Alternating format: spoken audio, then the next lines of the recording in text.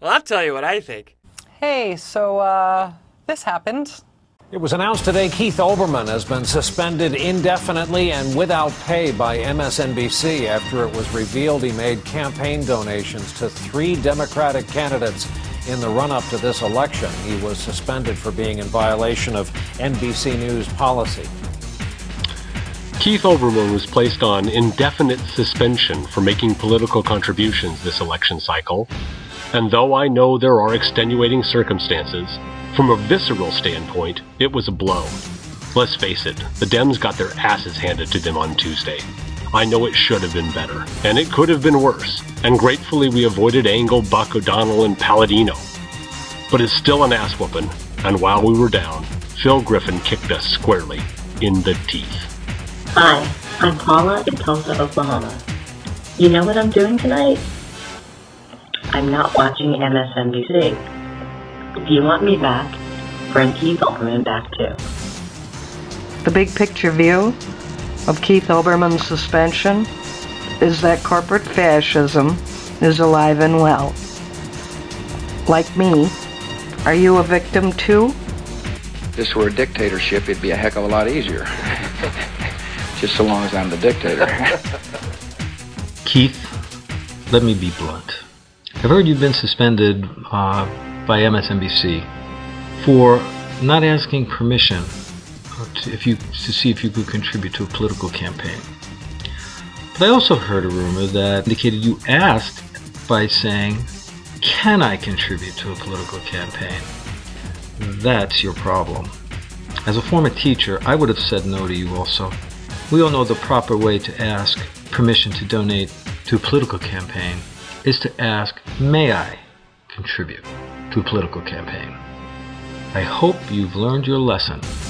Yes? Of course. You may use the restroom. You can do it if you ask in advance and management tells you okay.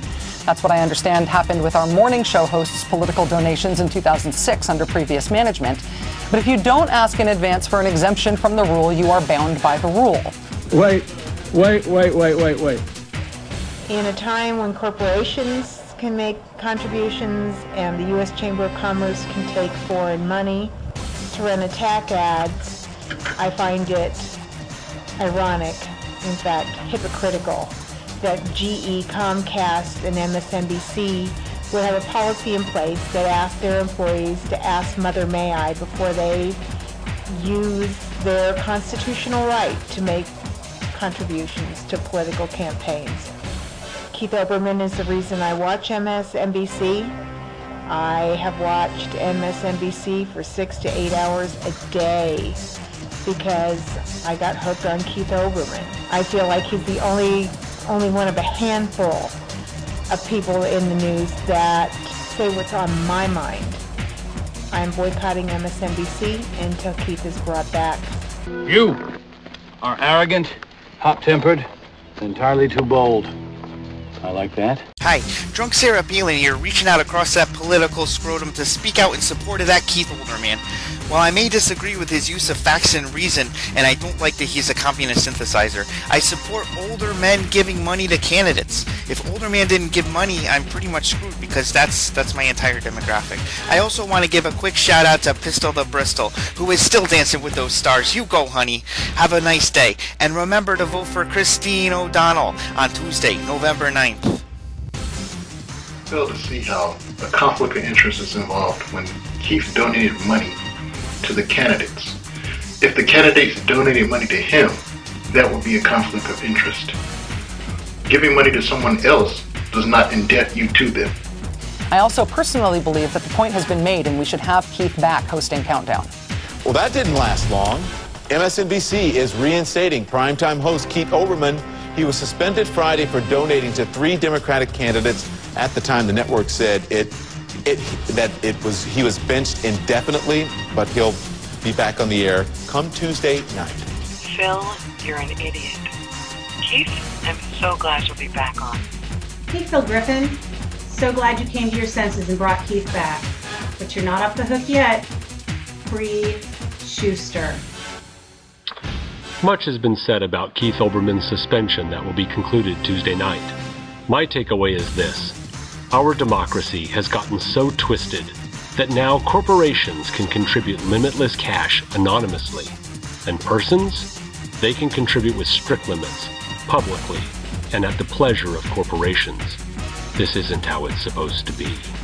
Let this incident lay to rest forever. The facile, never true anyway, bullpucky, lazy conflation of Fox News and what the rest of us do for a living. I know everybody likes to say, oh, that's cable news. It's all the same. Fox and MSNBC mirror images of each other. Let this lay that to rest forever. Hosts on Fox raise money on the air for Republican candidates. They endorse them explicitly. They use their Fox News profile to headline fundraisers. Heck, there are multiple people being paid by Fox News now to essentially run for office as Republican candidates. If you count not just their hosts, but their contributors, you are looking at a significant portion of the whole lineup of Republican presidential contenders for 2012. They can do that because there's no rule against that as Fox. They run as a political operation. We're not. Yes, Keith's a liberal, and so am I, and there are other people on this network whose political views are shared openly with you, our beloved viewers, but we are not a political operation. Fox is. We are a news operation, and the rules around here are part of how you know that. Before it was politically safe to do it, Keith Olbermann attracted the ire of the right wing and a lot of others besides when he brought to light and raged against what he saw as the errors and sins of the previous presidential administration. Keith was also the one who brought to light Fox News' water-carrying role for the Bush administration. He was one whose point-of-view journalism exposed and put exclamation points on the problems in the political operation disguised as news network model embraced by the guys across the street at Fox. Now, weirdly, once again, it is Keith who is illustrating the difference between what he does on TV, what we do here at MSNBC, and what goes on across the street. Gray skies are gonna clear up. Keith's coming back Tuesday, fighting the lies and crazy, giving us the tweet of the day. He keeps us sane with his knowledge and wit. Keith Olbermann's back Tuesday. Love you, Keith. That's pretty much it.